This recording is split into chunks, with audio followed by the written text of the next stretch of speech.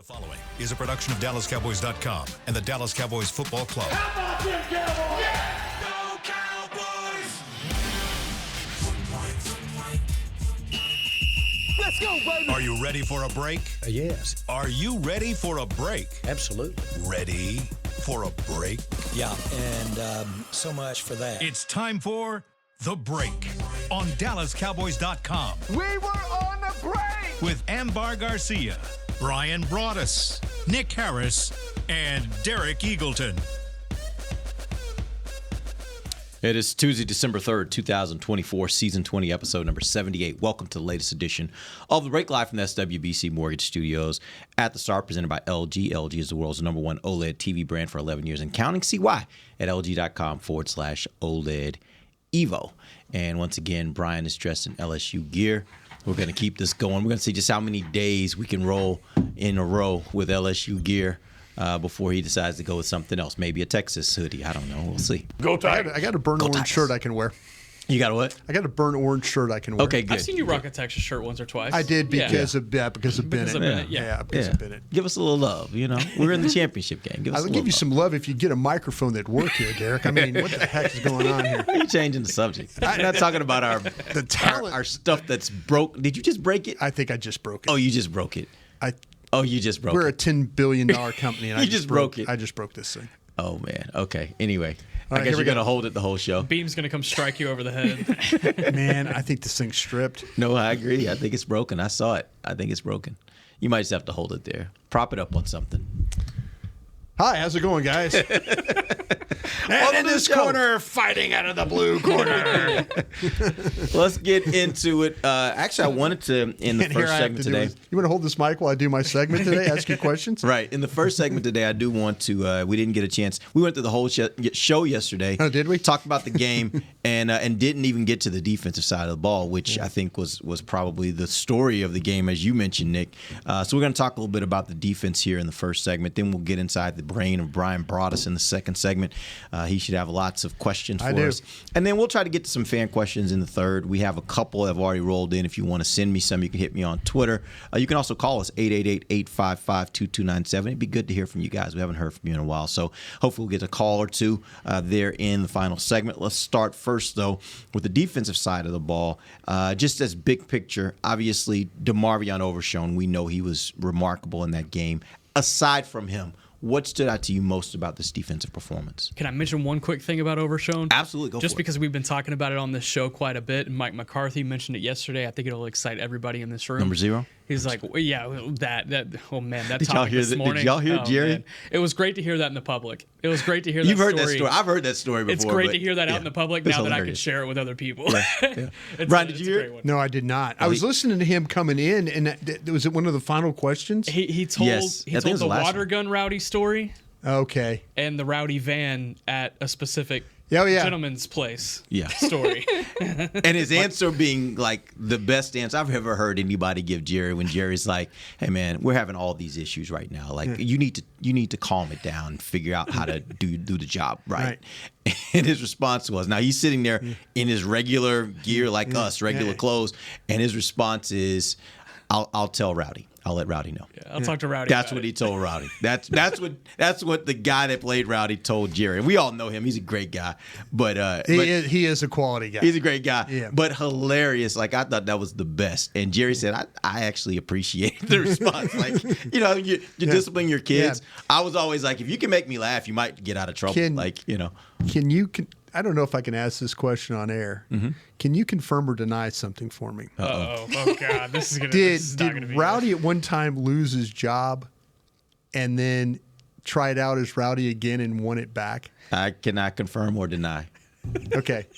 I cannot. I'll say confirm or this. deny. That is- Aliens exist. I cannot confirm or deny.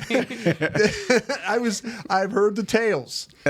There's so many great stories, and I was actually surprised that Jerry went to air with those, because I was like, I didn't know we were telling people about that. Yeah, I didn't know we were telling the public about these private. If you know the guy, there are even he's got better. a lot of Oh, them. there's Yeah. even He's got a lot better of great stories. ones. Better stories than that. Also, which version of Rowdy? Because Well, we know which version. We know our Rowdy. This was the first Rowdy I was ever exposed to. Okay. And he's an awesome guy, but he was off the chain. Like when Jerry says he appreciated his willingness to go all out to be great, like that's him. Like he would do anything for Rowdy so to definitely do not the last something two crazy. Rowdies. This is pre-Heidi. For those who don't know, that's our senior person One of in the the HR department. Chris, you want to chime in? One of the all-time I greats. found something out about Chris. Uh-oh. I tell you what, I was my roommate at training camp this year was the current Rowdy. We had Great a guy. great He's a good time. guy. Yeah, he's a Phenomenal good guy. guy. Yeah. We had a great time. That's my dude. So yeah, Yeah. shout out to him. You bringing me in this? What'd you say? You bringing me into this? I just found I've played something- Rowdy before. Yeah, you have. Yeah, okay. I just wanted you to share that. You've been the 'cause person It was under funny the- when I found out. I was like, I've been in the what? suit before. Yeah. Wow. What was it for? He double booked an appearance at an Albertsons. I had to go sign autographs. It wasn't at that gentleman's club. No, it was Okay, at an good. Just making Albertsons in like South Oak Cliff. Did you have to learn how to like sign the signature? Yes, I did. I did. I'll tell you one funny. thing. Chris is in for anything. The Rowdy. I mean, okay, This Derek and defense discussion is I know, great. just real quick. Okay, Derek and I started the same time, basically with the Cowboys, 1999, right? Yes, yeah. Okay, we were in Wichita Falls, the early 2000s for training camp. It was the hottest I've ever been in my life. No doubt. And I've lived in Texas. The majority. We're all from. You're not from here. But And we're doing 2-a-days at that time. we're by doing the way. two. It is like literally you're standing there and like there's not a dry. I mean, just standing there. You're just drenched. Like you just got out of the pool. Yeah. My man Rowdy, he's got full costume on, jumping around, doing everything. Yeah. I'm about to go down from heat exhaustion, just taking a knee, watching practice. My man had on full Rowdy suit, interacting with fans, jumping around, riding the scooter he has. Like, I'm like, that is the toughest dude at this camp right now. Yeah. Who's ever in that suit is the toughest human being I've ever known. Because it was 108, 110 every day. Every day we practiced. And he was, and 2-a-days, 2-a-day practices, out there jumping around, interacting with fans. Not one time did he miss a day. And the interesting thing about that, this is the part that's really crazy, is in Wichita Falls, there was this one, or actually there were two spots, but there was this one spot every night. Every and night. You guys have gone to camp, but every night, everybody went to this one spot One because it was spot. the only spot in town where Yeah. people could really hang out. Yeah. And everybody goes there. He, every night, was the first one there. Last one to leave. Last one to leave. And by the next morning, he was up in full costume, I'm just ready to go. I'm He was a telling you, machine, no doubt about it. Yeah, We need to do a seriously. deep blue on Rowdy. We really do. We really do. It would actually be a fascinating. There would be deep- like a It lot would of be comical. Yeah. You had to make it funny. I think there would be a lot of those like the shadow, but you hear the voice, thing. It's actually like you see the shadow of Rowdy, an actual Rowdy costume, That'd be great. talking, No, and but us, explaining. Us in shadows. Yeah. Rowdy was one of my better friends. And that voice. There was one night where Rowdy and I went out. Oh, that was so good. Rowdy talk. Well, what Mike Good. Back to McCarthy the had said. defense. Yeah, sorry. What Mike I didn't McCarthy- realize. No, seriously, that good was dude. great. Seriously, really good good dude. dude. That was great. What Mike McCarthy had said yesterday in his presser about DeMarvion Overshone is that they need to line him up off the edge more and get him more pass rush opportunities. I was like, hey, Here we go. we made it. They listened to the break. We're here. We have officially made it on the DeMarvion Overshone. Okay, fan back to club. Rowdy talk. Nobody cares about that, okay? Yeah, nobody wants to see Overshone succeed. All right.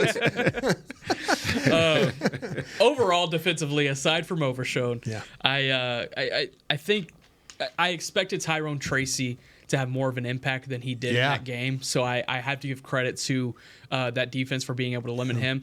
You also have to look at Eric Kendricks. He had an awesome game on Yeah. Thursday as well. 10 tackles. He had another sack. He's starting to rack up some sacks, which is really interesting as well. Had that forced fumble. I think if Overshone's not on the field, I think Eric Kendricks is the guy we're talking about coming out of that game because of the impact he had. His veteran presence is, I think, slightly underrated when you talk about this defense and how they've been able to rebound over the course of the last few weeks. Yes, we talk about Micah coming back from injury.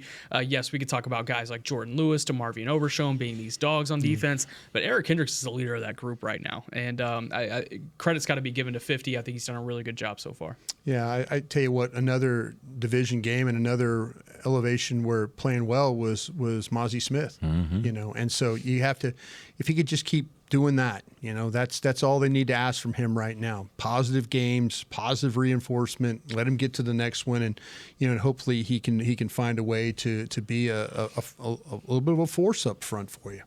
Yeah, again, you got to be aware of who the last two opponents have been, but overall, I think the defense, they're starting to play faster and not being afraid to tackle and go for it. Yeah. And I think it's when the linebackers have a good game, more often than not, the rest of your defense had a good game. So it's key. The linebacker group is such a key position for this defense. Obviously, the pass rush there is important too, but the way that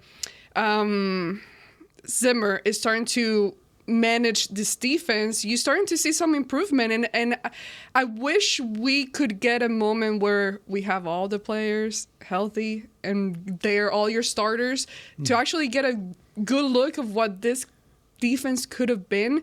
Because now I'm still wondering, I'm like, okay, do we want Zimmer back or not? And it's hard to judge when you've had so many defensive players, starters, key players, out of the game due to injuries. So I don't know how you truly get a chance to judge what Zimmer has started to do or been able or not able to do this season so far. Yeah. That's really, my barber asked me the same question this morning. He's like, is Zimmer back next year? I was like, that's going to be a really fun conversation. I'll tell you this. January. Yeah, exactly. And I think in January, the conversation, if things keep going the way they're going, there's going to be an interesting conversation about Mike McCarthy as well. I know no one wants to hear that. Yeah. But I just thinking about how we've seen Jerry do things in the past, I think because of his level of optimism, if this thing keeps going to where they rack up some wins and they make this thing really interesting down the stretch, whether they get into the playoffs or not, let's say that going from where they came from, let's say they end up 9-8 and they only drop one game here before the end of the season. They're not going to be in the playoffs probably, but I think that does give Jerry something to think about. And I wonder if he's like, this year we were racked. There are a lot of reasons why, if you want to convince yourself that this is not about coaching, that this is about a lot of other things. There are a lot of other things you can point to. So I just think there's going to be some very interesting conversations in January if this thing keeps continuing down this track. If that were to happen, if McCarthy comes back, I see a reality where it's a 2-year deal. It doesn't want to be a 1-year deal. I don't think McCarthy wants to be on an expiring contract. Nor should it be, I don't think. Nor should it be. And he doesn't want to answer the questions about expiring contracts anymore. And I don't think he should either. But it gives everybody 1 year to figure it out. And if McCarthy is right for the long-term future for the rest of Dak's time in Dallas, because that's immediately what you're going to be looking at when you're talking about the offensive side of the ball. I don't see a reality right now, though, where McCarthy is back without a different play caller. See, that's what I'm saying. Yeah, that's what I'm saying. I could see that. I will consider giving you an extension if you change who is the primary play caller. And I like him. If it's shoddy or going out and get one of these guys that are going to get let go, or you steal somebody from somebody else. If we don't come to that agreement, then I'm going to have to let you go. That's my ultimatum to you. You're either going to change the play caller and keep your job, or you're not going to do that, and you're going to be looking like, and I'll go interview somebody else. Is what I'll do. So that's the biggest problem right now. The biggest problem is the offense. You would say, right? Without a doubt. Yeah. Without a doubt. You've got huge money tied up in your offense. Yep. You've got to figure. You got now 4 more years of Dak Prescott. You better figure that one out, or that's going to become real expensive for you to have to deal with, and you better figure out something for your wide receiver too. Because he's going to need some help as well. The assumption is that you're going to bring in 1, maybe 2 backs this offseason as well. You want to be able to maximize what they can bring to the offense as young guys. You would assume so. That's another really fascinating conversation. This coaching staff, I don't think is as slam dunk out of here as I think as everyone thinks there is. I don't believe that. I really don't. I know I got some questions coming up, but this wasn't one of my questions though. Do you think Mike McCarthy wants to be back? Yes. Is there a side of him that's he knows the drill, but is he okay with the drill? I'll go ahead. I don't think he likes the media. To be 100%, I don't think the media's everywhere. I don't right? think he. It's specifically the Cowboys. Okay. You don't think that's what I'm saying. You don't think he likes the Cowboys media? Yeah, exactly. Right. What the national spotlight brings from this building. I don't think he's. Is Green Bay a lot different? Green Bay is a lot different. Oh yeah, you can speak a lot. No, more to but that. Green Bay is a lot last time I different. was in Green Bay was '95. But yeah, it's not Even from a national, because I think they're one of the franchises that gets a lot of national attention. They don't. It's not like the Cowboys. No. They're very nice to those guys and gals. Up there. Every time. Not that we're mean. I've never been in the You Green Bay know media. this. I don't know. No, it's not that. I don't think that we're mean, but I think it's the national media. Everything's scrutinized around here. Like Green Every Bay, little thing, yeah. Green Bay tours are not getting an article on ESPN. That's all due respect to ESPN, but Green Bay tours are not getting coverage like that. Yeah. Everything is scrutinized in this building, from the way you breathe to the way you walk to the way you talk. I don't think McCarthy is the biggest fan of that, and I don't think anybody in their right mind would be. Some people learn to live with it a little bit better than others. I think you could look at some coaches in the past or some quarterbacks in the past that live with it a little bit better than others. I think Dak Prescott's a good example of that. He just takes it and moves on. I think he doesn't like that aspect of it, but I think he likes the aspect of being the head coach of the Dallas Cowboys. Yep. I'm firm in my belief in that. And my other thought is, I don't know if, let's say the Cowboys move on, I'm not sure that next year another team's going to be like, yeah, Mike, come on over, be our head coach. So if he wants to be a head coach, maybe his best option for next year is to be here, right? Now, that doesn't mean in a future couple years down the road, maybe another team's like, yeah, we'll go ahead and give him another shot. But that's hard. When you start talking about getting that third shot, it gets to slim pickings on how many teams are willing to give you that third shot. Good. I think he's been good as a head coach. I agree. Now, the play caller is where it comes. I mean, it was basically his decision, or I don't know. I wasn't in there, but Kellen Moore parted ways with the Cowboys. He took over. He was the one wanting to call the plays. Last year, I think you were still seeing the effects of what Kellen Moore had put together.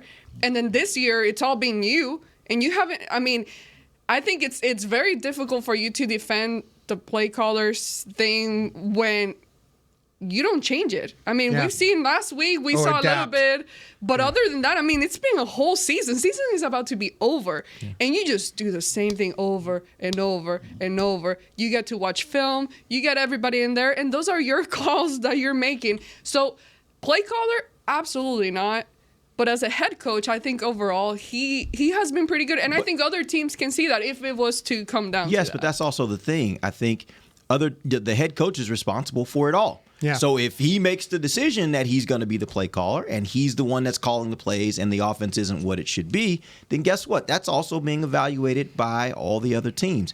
And I agree with you. I think Mike McCarthy, and that's another reason why I don't think it's a slam dunk that he's gone, is because you look at this, 3 12-5 seasons, and then whatever happens this year, if they get on a run and they end up over 500, let's say they end up over 500, I think that factors in. And I think that when you do that, you look at the whole resume, it says this is a good coach. Now, are there problems? Absolutely. There's some things they're going to have to fix, but it's a good coach. And so I do think that's the impetus why the Cowboys make him. I don't know if that makes him immediately somebody that other teams are like, oh, we got to go get him. He just became available. We got to go get him. I don't know if that's necessarily the case. I would see a team like Jacksonville hopping on that opportunity.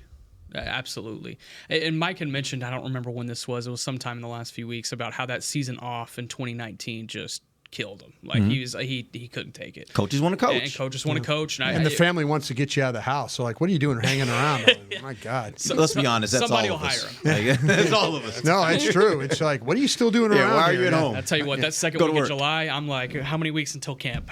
But Mike McCarthy will be a head coach in the NFL somewhere. If it's here or if it's somewhere You else, think next year, no matter what? I think so, yeah. You know, if you think about guys like this, like Carolina, like Dave Canellis and what they did in Atlanta, and, you know, I mean, Mike McCarthy is a more established coach. At least, I mean, hell, if I was the damn Giants, I would interview him there if I was the Giants. You know, established guy, knows the division. You know, New Orleans, he's been there. Yeah, New Orleans. Yeah, there's places that he can interview, and whoever they bring in, he's probably got way more skins on the wall. Ambar's right. The biggest problem with Mike McCarthy is not getting his team to Sunday.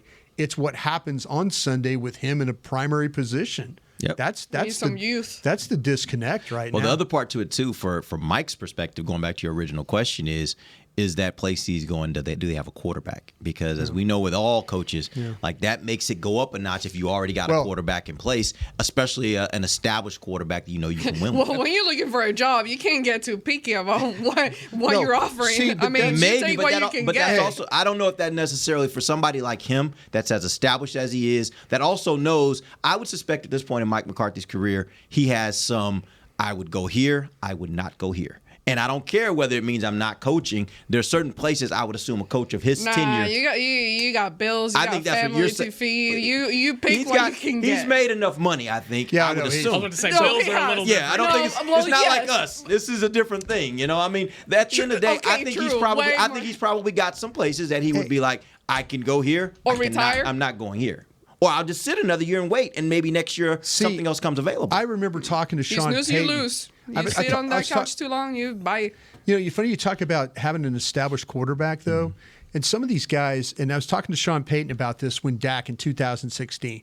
He says, man, I admire what's going on in Dallas right now. You know why? Because they have a quarterback that's not changing the play every play that I call in. He goes, I love Drew Brees. He goes, but every time I send in a play, Drew Brees changes It ain't the what play. they run. Yeah. He goes, now Sean's in a situation where he's got Bo Nix. And Bo Nix exactly what he tells him to do. does exactly what, and then Bo Nix is going to figure out, well, I don't need Sean Payton here calling plays. Right. I could change these plays out. So sometimes coaches are okay with the young guy. Yeah. If they're okay with that because If they got a good one. If they got a good one, Yeah. and because the young guy is not going to change every play that they send in. Yeah. So that's something. That's why I think Jacksonville would be a great fit if he were to end up in More than Chicago. somewhere else. Oh yeah, he knows. the I don't NFC think North Chicago. Really well. Everybody talks about Ben Johnson at Chicago. It doesn't That's not sound. going to happen. I don't think. I don't think Chicago's going to pay a coach. I really don't. Look, the more I think about it, the more I think if everything keeps going as it's going and they are competitive and get some more wins, I don't know if they're going to pull the trigger. I think he's going to be here, and I think maybe he should be here. Is it going to be the the uncomfortable Jason Garrett standing around for a week, in his office, and nobody knows what's going on? Who knows? He's got his door closed, and nobody's like, hey, What I we're will trying to tell hire a you, coach what I will tell you is it does give us some good fodder for those weeks when we're going to be talking football and maybe Dallas isn't in the playoffs. All right, let's take our first break. When we come back, we will get inside the brain of Bryan Broaddus. He has some questions for us. We'll be back. DallasCowboys.com radio. Todd thought it would be secure to jog in the cheetah savanna. Todd believed the big cat repellent he bought online was reliable. And now, Todd is trying to be faster than this cheetah that can run 80 miles per hour. But the good news is, Todd has AT&T 5G that is fast, reliable, and secure. And he learned the best thing to do is stop running and toss her the backpack with the beef stew. AT&T 5G. Fast, reliable, secure. 5G requires compatible plan and device. 5G may not be available in your area. See att.com/5G for you for details. It's the official men's skincare brand of the Dallas Cowboys, Jack Black. And right now, Cowboys fans can get 15% off their $75 order. Plus, because every deal needs a playmaker, your order will include a free 5-piece skincare set and free shipping. The Jack Black Playmaker is 4 of Jack's favorites and a full-sized intense therapy lip balm. Make a play for the Playmaker at getjackblack.com/Cowboys with the code CowboysVIP. That's getjackblack.com/Cowboys with the code CowboysVIP. Don't put off getting your oil change, Dallas. Take 5 Oil Change, a proud partner of the Cowboys, is faster than you think. They're so fast, you don't even have to get out of your car. You can take advantage of Take 5's stay in your car 10-minute oil change at any of their locations across the Dallas area. And remember, at Take 5, you stay in your car because they're faster than you think. That means you won't even have time to show off your best touchdown celebration. Take 5, the official oil change of the Dallas Cowboys. From the field to the festivities, Lucchese embodies the essence of luxury and tradition. Handcrafted with meticulous precision, each pair offers unmatched comfort and style. Stand tall while you're tailgating or cheering in the stands with the Dallas Cowboys collection by Lucchese. Shop the collection today at the Lucchese store at the Star in Frisco or online at lucchese.com. Lucchese, the official boot of the Dallas Cowboys and Dallas Cowboys cheerleaders. Hey y'all, Matt Pittman of Meat Church here. With football season kicking off, I'm already gearing up to bring the smoker back to AT&T Stadium for some epic tailgates. But with that Texas heat, it's crucial to keep my beer hand cramping cold. That's where Yeti's insulated Colster can cooler comes in clutch. This year, you can even get them with the iconic star engraved on the side. Licensed Yeti Cowboys gear is now available at Stadium Pro Shops, concessions, and on Yeti.com. Check it out today. Yeti, official cooler and drinkware of the Dallas Cowboys. Back to the break. LG OLED Evo is the best TV in the game, but don't take our word for it. Digital Trends said that LG OLED G4 has the best picture quality they've ever seen. See it for yourself at lg.com/OLED Evo. Welcome back. It is the second segment of the break live from SWBC Mortgage Studios at the Star. Let's go inside the Let's go inside the brain of Bryan Broaddus. Don't take me there. Thank you very much. Nobody hit the table. My microphone might just go down quickly. Okay, we don't need that to happen. That'll be hilarious. Derek. Up. Josh Butler's injury is really a bad loss for this defense. Yes, it is. Mainly because at this point in the season, I want my young guys playing so that I can see what I have going into the offseason to prepare for what I should be doing next year. So, yes, I think it was a big loss. Nick. So it wasn't a question, just a statement? No, I made a okay. I'm asking. Yeah, Josh Butler's. I agree. It's like a true false. Okay, I agree. I'm sorry, it just kind of threw me off. I was like, did he cut him off mid? No, I agree 100%. It's seeing him especially go down with an ACL. That's not something you recover from in time for even training camp next year. Best case scenario, we saw Terrence Steele do it with an injury around this time of the season, but it's a rare case where you can see a guy recover that quick. So, I mean, his story and getting all the way to the NFL and finally getting a starting opportunity and then having it in just like that, it's not only tough for the kid, but I think it's tough for I think it's tough for this team too, trying to figure out their corner depth, because this is a season where they are truly exploring what that depth looks like in the secondary. Right. And I think that they found a piece in Josh Butler that they can keep around for the future in dire situations like this. But, you know, now that they have to factor in him coming back from an ACL, and that's tough to do. It's really tough to do. Ambar, Josh Butler's injury is really a bad loss for this Cowboys defense. Absolutely. I mean, everything that they said, I agree with. And also terrible timing that it happened during a time where people were starting to learn his name and hear about this guy that you often didn't hear much from. And he was doing a good job taking advantage of that opportunity that came up. And it's unfortunate. But again, looking at a team that is going to have to rely on so much young talent moving forward and next year, it sucks for not only him, but also what the team has right now. Yeah, I felt like, man, when he started to play, he was different from the guys they put out there. You know, the Booths and the other. I mean, even Raquamu a little bit. I mean, how competitive he was, his ability to cover, to play off, to drive on a ball, to tackle. He got picked on. He didn't waver in any way. And this is a bad loss because, you know, if you're, like you say, it takes away a piece that you could really rely on if you wanted to, you know, if you had Diggs and Bland and Lewis, if you want to play dime, you could throw him out there. You know, if you want to give Bland a little break, you could have put him out there. So yeah, this is really, to me, a really, really bad loss. There's not a bright side to this, but if you're looking for a bright side from the team perspective, Amani Oruwariye is he can start his practice window as early as tomorrow, thinking that might be a next week type situation. There you go. Yeah. I kind of felt like Butler was better than him though. Really? Yeah. I feel like they were a little bit neck and neck. I would have given the edge to Oruwariye, but okay. I respect that opinion. Yeah, you just like saying the name. That's what you like. I'll stay with you on this one. All right. Do you feel like the offense has missed Jake Ferguson? All season. I feel like they have all season. And I expected more from Jake Ferguson this year. I really did. And I don't know how much that knee injury he suffered in week 1 has affected him throughout the year, and I don't want to speculate on that, but it is something I point to because I expected him to take another step forward, just as he did going into year 2 last year. I expected him to be in the top 5 as far as tight ends, without a question, and it's hard for me to say that even before he dealt with this concussion. This offense is predicated around finding the safety net in the tight end across the middle of the field. I mean, we were talking about last year with those seam routes that Dak Prescott would find to Jake Ferguson. We didn't really see those before either of them got hurt. So I expect a little bit more from him overall coming into this year. AG. Yeah, when you posed that question in my head, I was like, missed what? Like we were in. I mean, no offense to him, but hey, I said what I said. Here comes the compliment sandwich. Whatever. Get ready.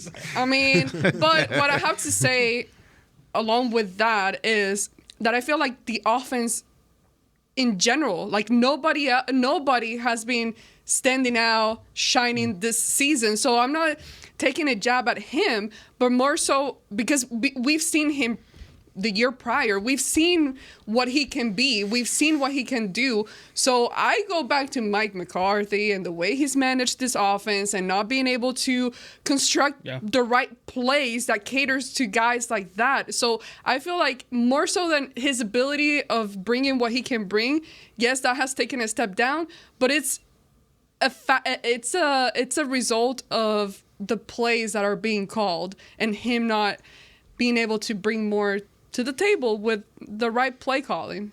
Derek, have they? Do you feel like this offense has missed Jake Ferguson? Yes. Now I ain't gonna let y'all keep slandering Jake Ferguson because I'm looking at his record, his stats this year. And first of all, let me just say there is not a tight end on this team, maybe even a receiver on this team that's better with the ball in his hands after the catch, other than maybe of a Cavante Turpin on the few times they decide to get him the ball. He is a guy, every time we see him get the ball, catch a pass, he rarely goes down with the first hit. He usually makes a move, and he's off. He's going to get you 3, 4, 5, 6 more yards with that catch. But you look at his numbers. I'm going to go back to game, against Baltimore. 11 targets, 6 catches, 95 yards. Against the Giants, 7 catches, 7 targets, 49 yards. Pittsburgh, 7 targets, 6 catches, 70 yards. San Francisco, 8 targets, 6 catches, 23 yards. Atlanta, 10 targets, 7 catches, 71 yards. This guy's been productive for this team. Yeah. Like he is not the top option. As the second option, he has been productive for this team. So yes, he hasn't been, I don't think our expectations probably were up because of how good he was last year. We were expecting, can he get up to Kelsey level? Can he get up to that level of the elite tight ends of the league? Okay, maybe he didn't get there, but he is still a valued part of this offense, and not having him, there's something that you're lacking in explosiveness from the tight end position. I agree with you there, and I think all that's valid. I think back to the conversations we had about Jake Ferguson at training camp. We're like, okay, so CeeDee Lamb's not here. Who does this benefit? And you look at a guy like Jake Ferguson, it's like, man, he could really take a step forward, even with this extra time with Dak here at camp. This is a guy we could look at as a surefire Pro Bowler, and I just don't think he's played up to that level this year. It's been very on par with what he did last year, which again was not a bad pace. I believe he was averaging, 44.8 yards per game last year. This year that pace is at 41 yards. So it's right around the same stratosphere, but I think I just expected him to take a little bit step forward. But if you're talking about the last 2 weeks specifically, I like what Schoonmaker has done, but I think Ferguson is a better receiving tight end at the end of the day. I would love to see what this offense looks like if they can maximize both of those guys in the receiving game in this at the same time. AG, need to see more of Rico Dowdle or Cavante Turpin? Malik Davis. Can both be an answer? Malik Davis. Need to see more. Dowdle or Turpin? How long are football games? Like, you have plenty of time to use both of them in a single game. Need to see more of. Pick one. Dowdle. I feel more comfortable with Turpin. He won that Commanders game for you, basically. I feel like I know what I have in Turpin. Sure. With Dowdle, I'm still waiting. I just haven't seen enough, and I'm still on the verge. So Buck 12 wasn't good enough for you last week?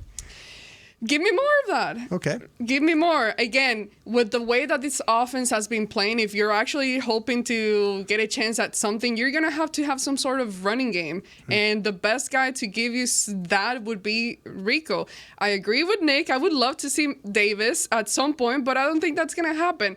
I've seen what he's done in the past. I've seen that.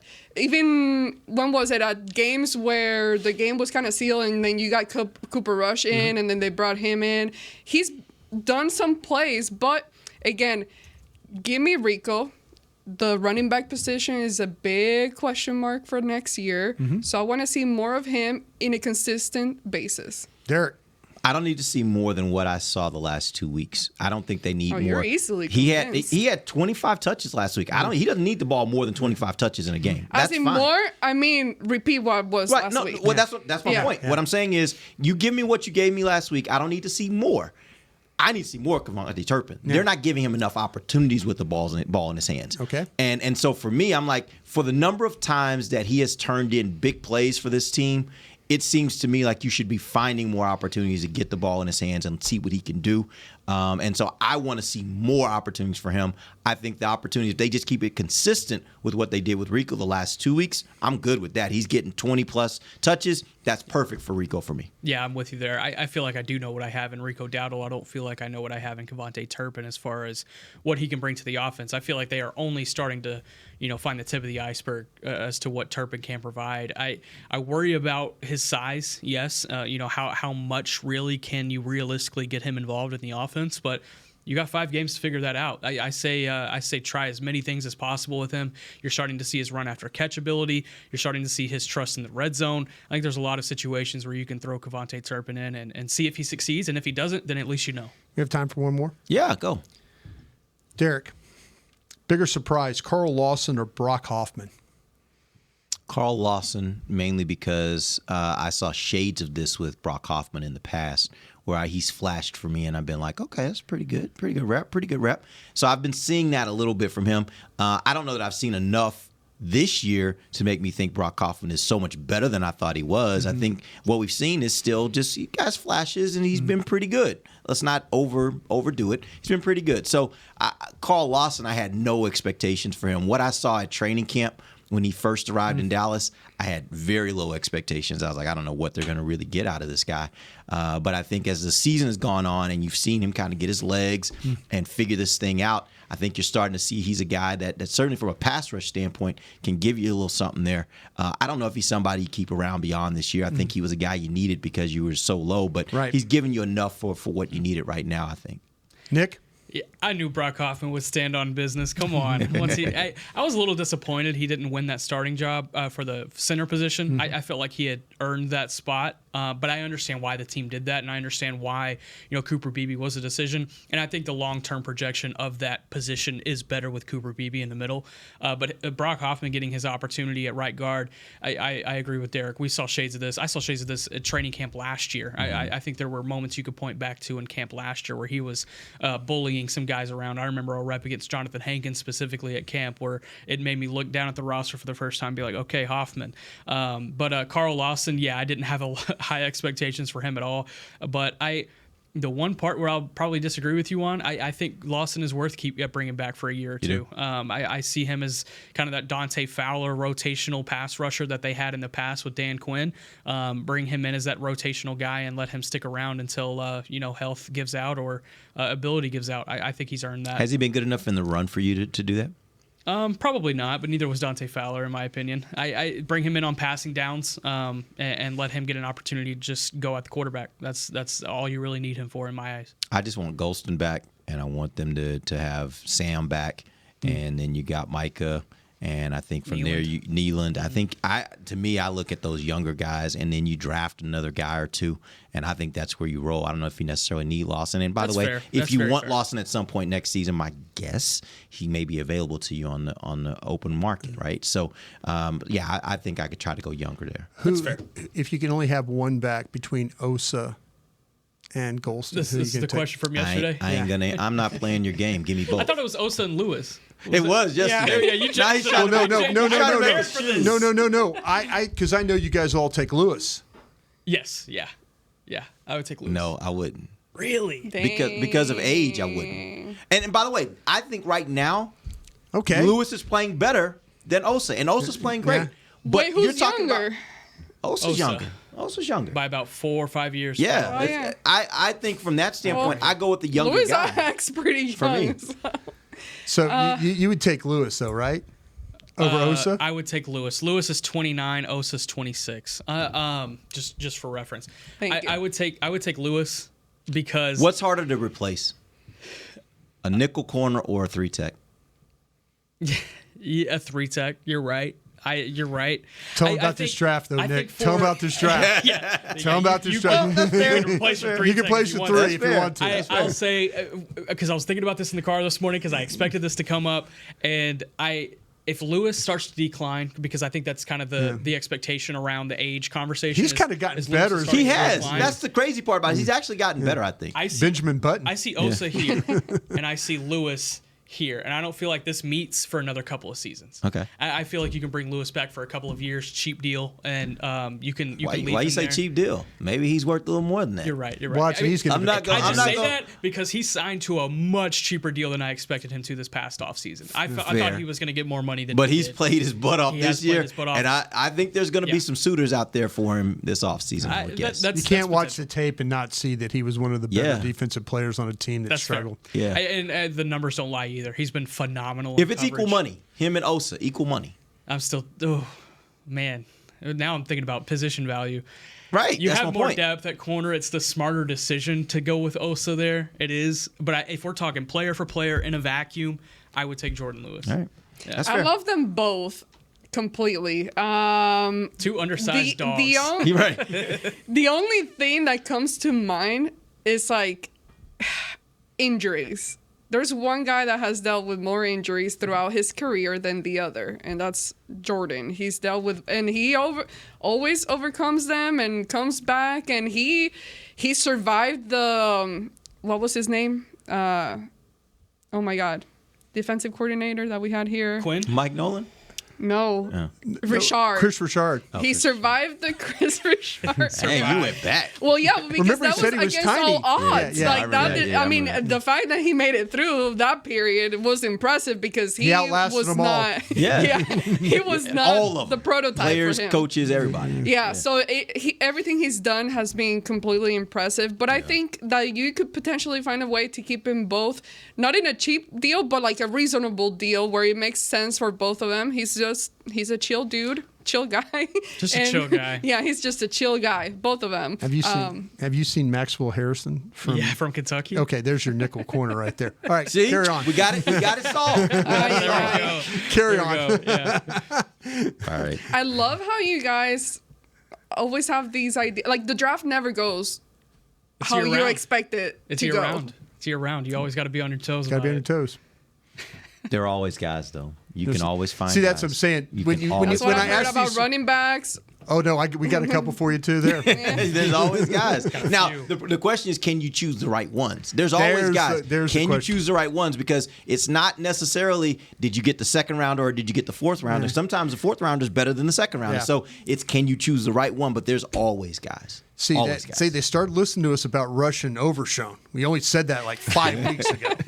Like our poor man's Micah Parsons. Yep. We said that. They really should just schedule a weekly sit down with us, and we can give them all the answers, and then they can Tips. go and just do it. Tips. Yeah. Tips. All right. We're gonna wrap this thing because we're timed. I don't know if we can do a commercial break and we'd be over time, so we're just gonna call it. and we'll be Sorry, back. Beam. We'll be back tomorrow. Who's back? AT&T? AT&T, they connect everything. Yeah. There you go. Thank you. We appreciate you guys joining us. We'll be back tomorrow. We'll start getting ready for Cowboys' next game. They'll play the Cincinnati Bengals on Monday night. Brian will talk about that offense. A very, very good Where's offense. LSU gear? Because that's what it is. It's Yeah. LSU offense. We will talk about that tomorrow. For Nick Harris, Bryan Broaddus, and Ambar Garcia, I'm Derek Eagleton. This has been The Break, live on DallasCowboys.com radio. This has been a production of DallasCowboys.com and the Dallas Cowboys Football Club. How about this, Cowboys?